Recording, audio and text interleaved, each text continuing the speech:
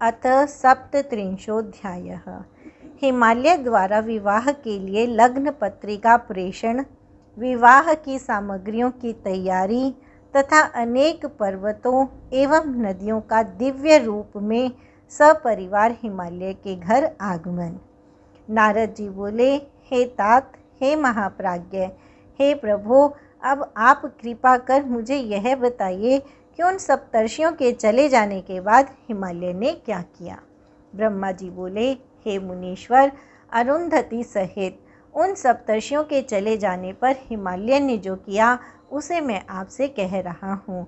उसके बाद महामनस्वी गिरिराज हिमालय प्रिय पुत्रों सहित अपने मेरु आदि बंधुओं को बुलाकर बड़े प्रसन्न हुए।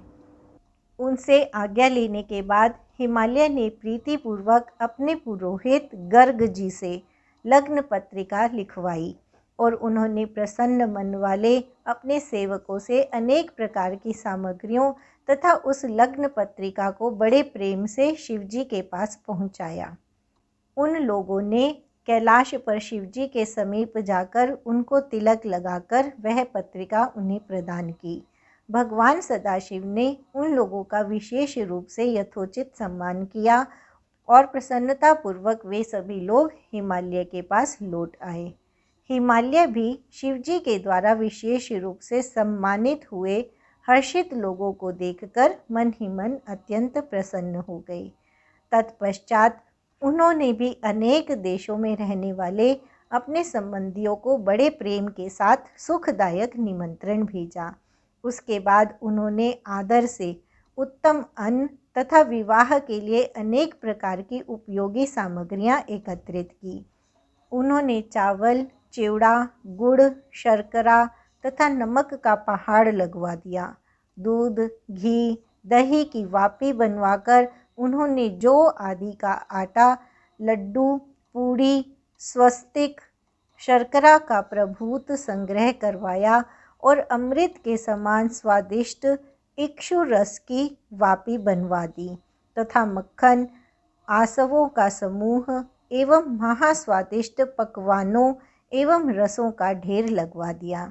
शिवजी के गणों तथा देवताओं के लिए हितकारक अनेक प्रकार के व्यंजन, वस्तुएं तथा अग्नि से पवित्र किए गए अनेक प्रकार के बहुमूल्य वस्त्र, नाना प्रकार की मणियाँ, रत्न, सुवर्ण तथा चांदी, इन द्रव्यों को तथा अन्य वस्तुओं को विधि पूर्वक एकत्रित करके गिरिराज ने मंगलदायक दिन में मंगलाचार प्रारंभ किया। पर्वतों की स्त्रियां पार्वती का संस्कार करने लगी। वे स्वयं अनेक प्रकार के आभूषणों से सुसज्जित होकर प्रसन्नतापूर्वक मंगलाचार करने लगी। नगर में रहने वाली द्विज स्त्रियां भी प्रसन्न होकर उत्सव तथा मंगलाचार के साथ अनेक प्रकार के लोकाचार करने लगी।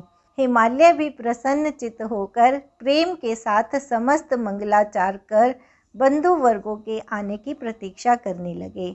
इसी बीच निमंत्रित उनके सभी बांधव अपनी स्त्रियों, पुत्रों तथा सेवकों सहित प्रसन्नतापूर्वक वहां आ गए। हे देवर्षे, अब उन पर्वतों का आगमन आदरपूर्वक सुनिए। मैं शिवजी की प्रीति बढ़ाने के लिए संक्षेप से इसका वर्णन कर रहा हूँ। सबसे पहले सर्वश्रेष्ठ तथा श्रीमान देवालय नामक पर्वत सुंदर वेश से अलंकृत होकर दिव्य रूप धारण कर अनेक प्रकार के रत्नों से देदीप्यमान अपने समाज तथा कुटुंब के साथ अनेक मणियों तथा बहुमूल्य रत्नों को लेकर हिमालय के यहाँ पहुँचे। संपूर्ण शोभा से संयुक्त मंदराचल अनेक प्रकार के उत्तम उपहारों को लेकर अपनी स्त्री तथा पुत्रों सहित हिमालय के पास गए। उदार बुद्धि वाले तथा दिव्यात्मा अस्ताचल पर्वत भी महान शोभा से युक्त हो विविध प्रकार की भेंट सामग्री लेकर प्रसन्नतापूर्वक हिमालय के निकट आए। उसी प्रकार हर्षोल्लास से समन्वित उदयाचल भी सभी प्रकार के उत्तम रत्न तथा मणियों को लेकर अति उत्तम परिवार के साथ आए।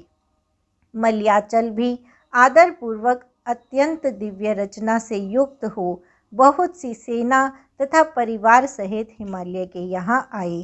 हे तात, दरदर नामक पर्वत भी प्रसन्न हो अपनी पत्नी के साथ महान शोभा से युक्त होकर हिमालय के घर शीघ्र पहुँचे। निषद पर्वत भी प्रसन्नचित्त होकर अपने परिवारजनों के साथ हिमालय के घर आए।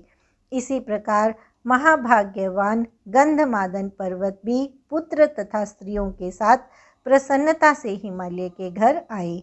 महान ऐश्वर्य से समन्वित होकर करवीर तथा पर्वत श्रेष्ठ महेंद्र भी हिमालय के घर आए। अनेक प्रकार की शोभा से संपन्न पारी यात्र भी प्रसन्नचित्त होकर अनेक गणों, पुत्रों एवं स्त्रियों को साथ लेकर मणि तथा रत्नों की खान से युक्त हो हिमालय के पास गए। गिरिश्रेष्ठ पर्वतराज क्रोंच अपनी सेना तथा सेवकों को लेकर अपने पुत्र, स्त्री तथा परिवार सहित प्रसन्न हो भेंट सामग्री से युक्त हो आदरपूर्वक हिमालय के घर गए।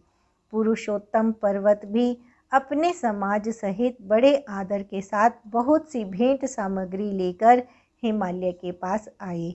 नील पर्वत भी अपनी स्त्री तथा पुत्र के साथ बहुत सद्रव्य लेकर आनंदित होकर हिमालय के घर आए। त्रिकूट, चित्रकूट, वेंकट, श्रीगिरी, गोकामुख तथा नारद ये पर्वत भी हिमालय के घर आए। पर्वत श्रेष्ठ विंध्य भी अत्यंत प्रसन्नचित्त होकर अपने स्त्री पुत्रों सहित नाना प्रकार की संपत्ति से युक्त हो हिमालय के घर आए। महाशैल कालंजर अपने अनेक गणों के साथ प्रसन्नतापूर्वक हिमालय के घर आए। कैलाश नामक महापर्वत भी बड़ी प्रसन्नता के साथ कृपापूर्वक हिमालय के घर आए। वे सभी पर्वतों की अपेक्षा अधिक शोभा संपन्न थे। हे नारद, इसी प्रकार अन्य द्वीपों में रहने वाले तथा भारतवर्ष में रहने वाले जो अन्य पर्वत थे वे सब हिमालय के घर आए। हे मुने, हिमालय ने जिन पर्वतों को पहले ही प्रेम से आमंत्रित किया था वे सभी यह सोचकर कि यह शिव का विवाह है प्रसन्नतापूर्वक वहाँ आए। शिव का विवाह हो रहा है यह जानकर उस समय शोणभद्रादि सभी नद अनेक शोभा से युक्त होकर बड़ी प्रसन्नता के साथ वहाँ आए। शिव का विवाह हो रहा है यह जानकर सभी नदियाँ दिव्य रूप धारण करके नाना भांति के अलंकारों से युक्त हो प्रेम पूर्वक वहाँ आई। शिव का विवाह हो रहा है यह जानकर गोदावरी, यमुना, बृहस्त्री तथा वेणिका हिमालय के यहाँ आई। शिव का विवाह हो रहा है यह जानकर गंगा जी भी महाप्रसन्न हो दिव्य रूप धारण करके अनेक प्रकार के आभूषणों से सुसज्जित हो वहाँ आई। शिव का विवाह हो रहा है यह जानकर सरिताओं में श्रेष्ठ अत्यंत आनंद प्रदान करने वाली रुद्र की कन्या नर्मदा भी बड़े प्रेम से शीघ्र वहाँ आ गई। उस समय हिमालय के यहाँ आए हुए उन सभी लोगों से वह दिव्य तथा सभी शोभा से युक्त पूरी भर गई। वह महोत्सव से युक्त हो गई। उसमें नाना प्रकार के केतु, ध्वज एवं तोरण सुशोभित होने लगे। नाना प्रकार के वितानों से सूर्य का प्रकाश रुक गया और वह पूरी रंग बिरंगे रत्नों से छटा से पूर्ण हो गई। हिमालय ने भी प्रभूत आदर के साथ अत्यंत प्रेम पूर्वक उन स्त्रियों तथा पुरुषों का यथोचित सम्मान किया। उन्होंने सभी लोगों को अलग अलग उत्तम स्थानों पर निवास प्रदान किया और अनेक प्रकार की सामग्रियों से उन्हें पूर्ण रूप से संतुष्ट किया।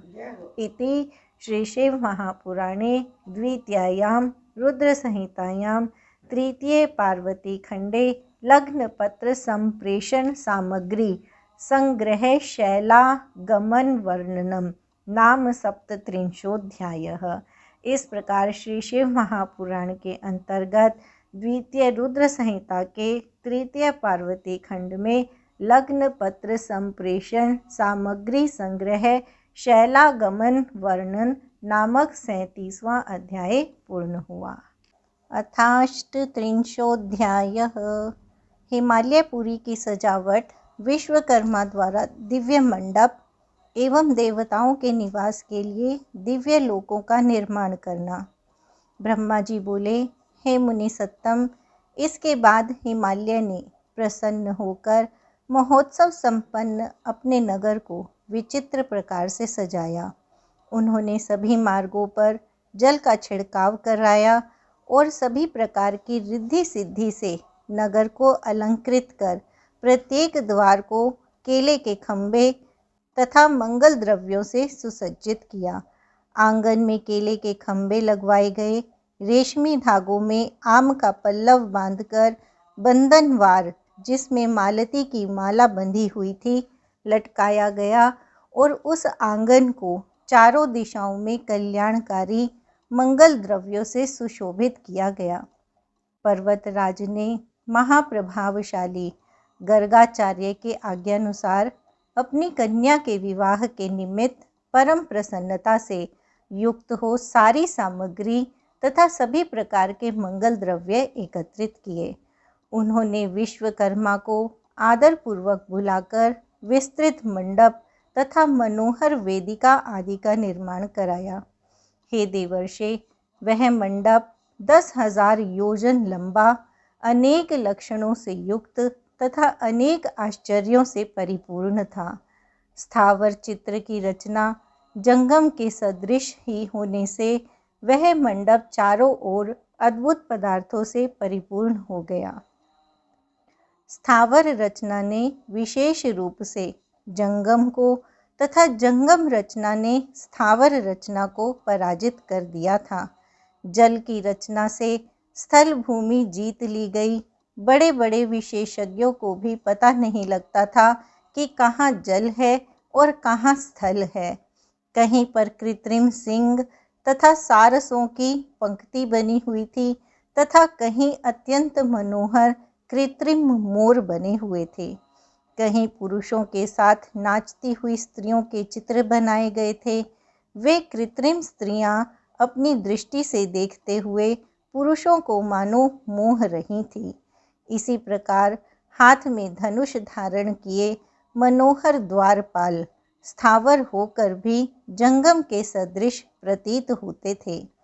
क्षीर सागर से उत्पन्न हुई सर्व लक्षण युक्त साक्षात लक्ष्मी के समान अद्भुत कृत्रिम महालक्ष्मी दरवाजे पर बनाई गई थी।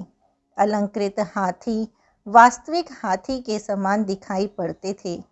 इसी प्रकार घुड़सवारों से समन्वित अश्व तथा गजारोहियों से युक्त गज और आश्चर्यपूर्ण रथी से युक्त रथ समता में किसी प्रकार जीवधारी से कम न थे।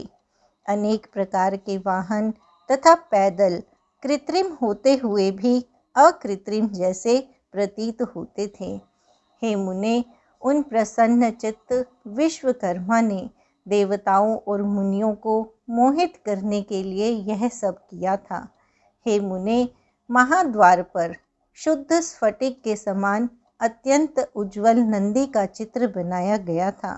वह साक्षात नंदी के ही समान था।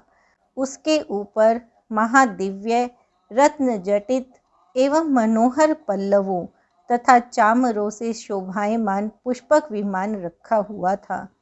द्वार के बाएं भाग में शुद्ध काश्मीरी रंग के 4 दांत वाले 2 हाथी बनाए गए थे, जो महाकांतिमान तथा 60 वर्ष के थे और एक दूसरे से भिड़े हुए थे।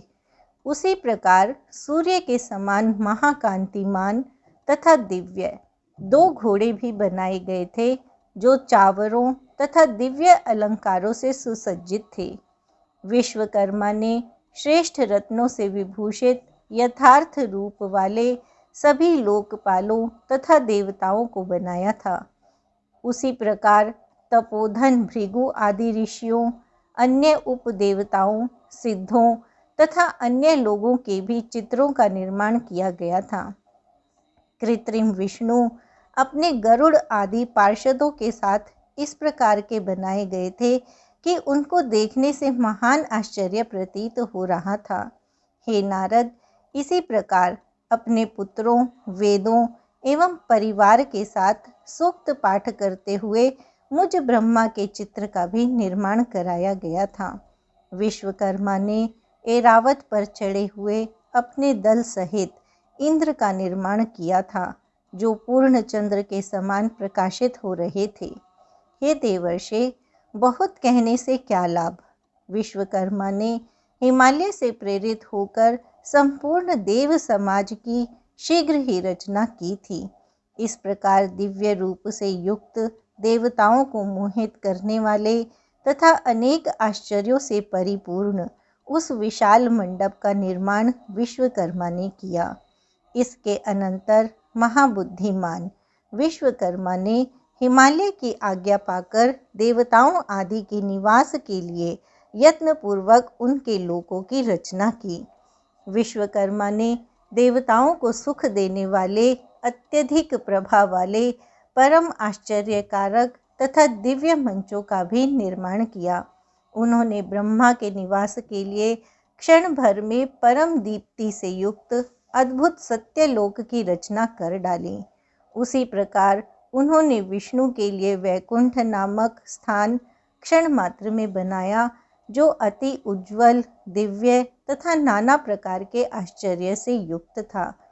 उन विश्वकर्मा ने संपूर्ण ऐश्वर्य से युक्त, अत्यंत अद्भुत, दिव्य तथा उत्तम इंद्र भवन का निर्माण किया। उसी प्रकार उन्होंने लोकपालों के लिए सुंदर, दिव्य, अद्भुत तथा महान गृहों की प्रीतिपूर्वक रचना की। उन्होंने अन्य देवताओं के लिए क्रमशः विचित्र गृहों की रचना की। शिवजी से वर प्राप्त करने के कारण महाबुद्धिमान विश्वकर्मा ने क्षण भर में शिवजी की प्रसन्नता के लिए सारे स्थान का निर्माण किया। उन्होंने शिवलोक में रहने वाले परम उज्ज्वल, महान प्रभा वाले, श्रेष्ठ देवताओं से पूजित, गिरीश के चिन्हों से युक्त तथा शोभा संपन्न शिव गृह का निर्माण किया। उन विश्वकर्मा ने शिवजी की प्रसन्नता के लिए इस प्रकार की विचित्र, परम आश्चर्य से युक्त तथा परम मौज्वल रचना की थी। इस प्रकार यह सारा लौकिक व्यवहार करके वे हिमालय अत्यंत प्रेम से शिव के आगमन की प्रतीक्षा करने लगे। हे देवर्षे, मैंने हिमालय का आनंददायक वृत्तांत पूर्ण रूप से कह दिया। अब आप और क्या सुनना चाहते हैं? इति श्री शिव महापुराणे द्वितीयायां रुद्र संहितायां तृतीये पार्वती खंडे मंडपादि रचना वर्णनम नामाष्टत्रिंशोऽध्यायः। इस प्रकार श्री शिव महापुराण के अंतर्गत द्वितीय रुद्र संहिता के तृतीय पार्वती खंड में मंडपादि रचना वर्णन नामक 38वां अध्याय पूर्ण हुआ।